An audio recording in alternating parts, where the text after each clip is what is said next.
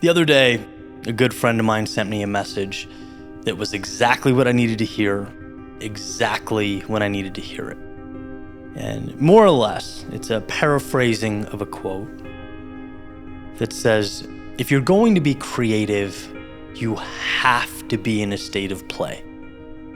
And you can't be in a state of play if you're fearful, if you're worried about messing up or making mistakes.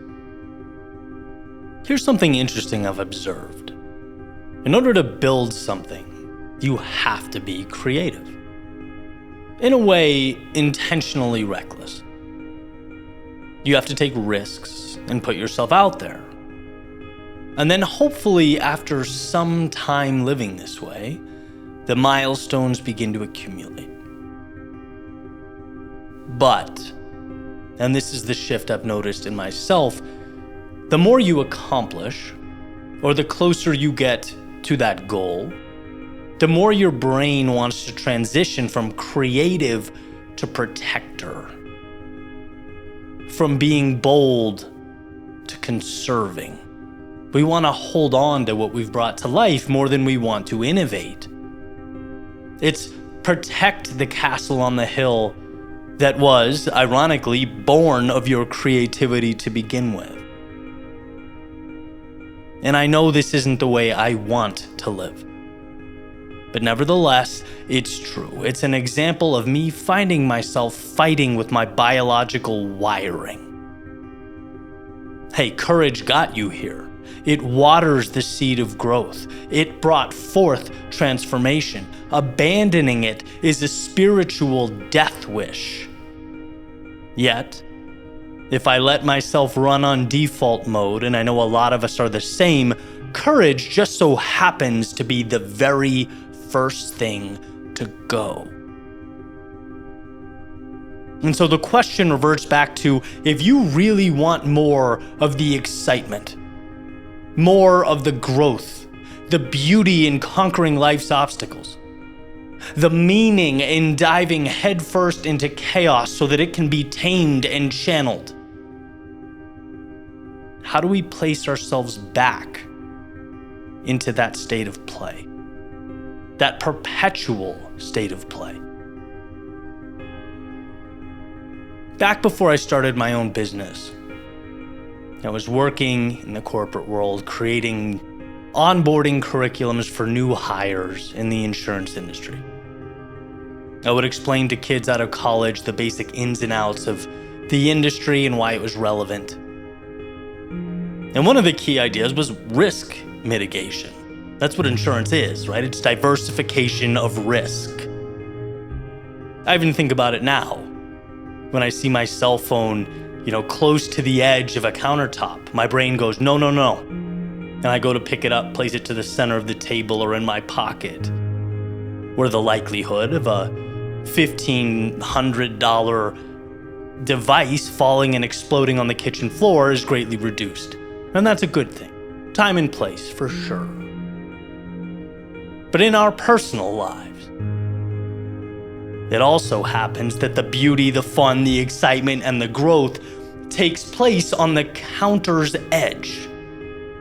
It is dancing through life's fringes that we find ourselves. There's some truth to the idea that, hey, we might fall from the countertop and crash onto the floor, and you know what? Fine.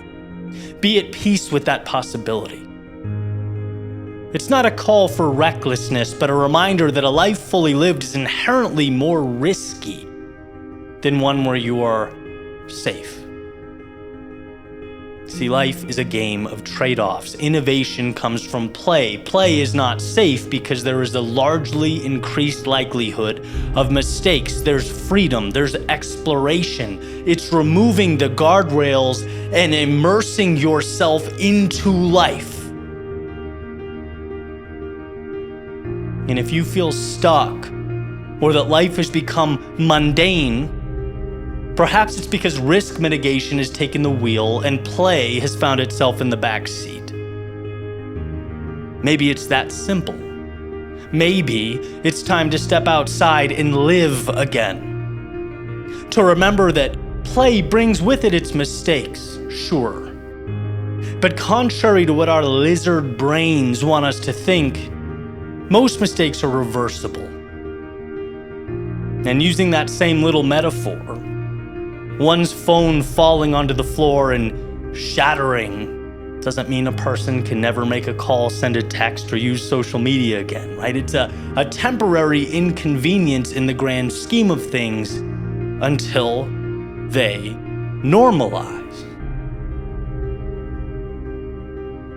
I think we want to live in a manner that makes possible the upside, not one that hides us away and reduces the potential downside. Again, the quote, "If you're going to be creative, you have to be in a state of play, and you can't be in a state of play if you're being careful, if you're trying not to make mistakes." So take some time and think.